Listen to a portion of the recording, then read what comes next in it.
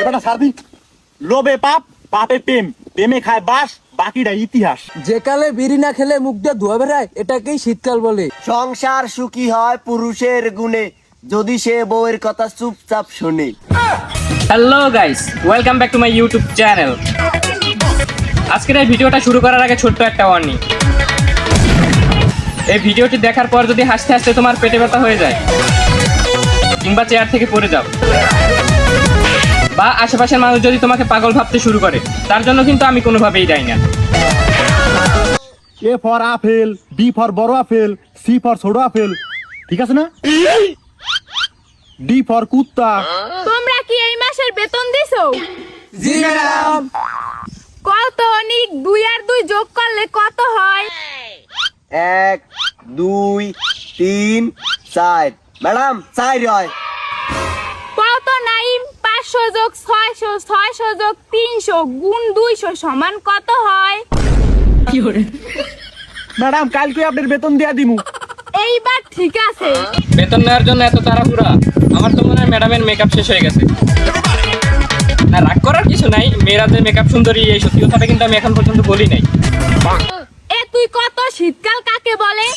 যে কালে বিড়ি না খেলে মুখ দিয়ে ধোয়া বেড়ায় এটাকেই শীতকাল বলে। শীতকালে তো বিড়ি না খেলেও মুখ দিয়ে ধোঁয়া বের হয়, তবে তুই যদি নিয়মিত চেষ্টা করো তুই পিছন দিয়েও ধোঁয়া বের করতে পারবি।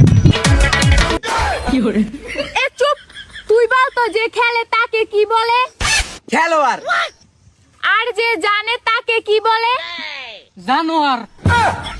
হ্যাঁ, সেটা তো ঠিকই বলছো, বলদ তো আর গায়ে লেখা থাকে না। তবে তোরটা মনে হয় গায়েই লেখা আছে, একটু খোঁজাখুঁজি করলে পাওয়া যাবে। এ তুই বল তো যে বেশি লোভ করে তাকে কি বলে? এবারটা সারদি লোভে পাপ পাপে প্রেম প্রেমে খায় বাস বাকিটা ইতিহাস।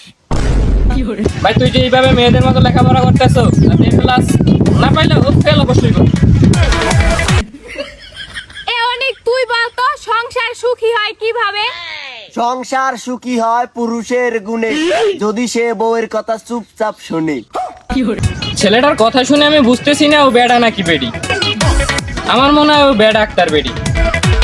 মানলাম যে মেয়েরা একটু বোঝে কম চিল্লায় বেশি, তার মানে এই না যে ওদের মাথায় কিছুই নাই।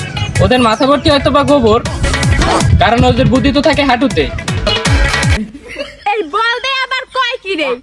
এ নাইম তুই বল তো টিকটক কাকে বলে? এইটুকু জানেন না ম্যাডাম? সিনেমায় চান্স না পাওয়া প্রতিবন্ধীদের ঠোঁট নাড়ানো স্টানকে টিকটক বলে।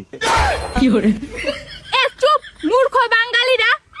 এই ম্যাডাম, বাঙালিদের মূর্খ বলবেন না, বাঙালির অনেক চালাক হয়। ও তাই? তাহলে বল তো বাঙালিরা কি বেশি ভালো পারে? ম্যাডাম, বাঙালিরা বাস দিতে খুব ভালো পারে। এ কি বললি? হ্যাঁ ম্যাডাম, তাই তো বাঙালিরা বরফের পিছে বাঁশ ঢুকিয়ে সেটাকে আইসক্রিম বলে। হ্যাঁ, তাও ঠিক।